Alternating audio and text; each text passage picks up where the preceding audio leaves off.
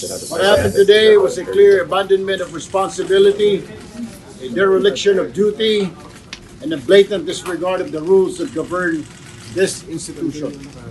Impunity ito. Sunod-sunod ang paglabag.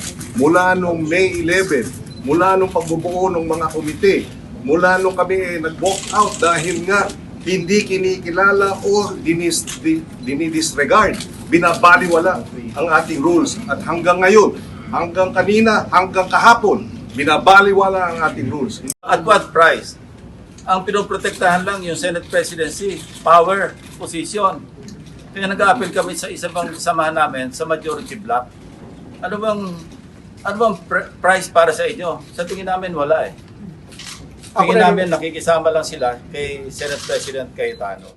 Every day, ang Senate gumagastos ng 25 billion sa kuryente, sa utilities, sa sweldo, pero walang session nangyari.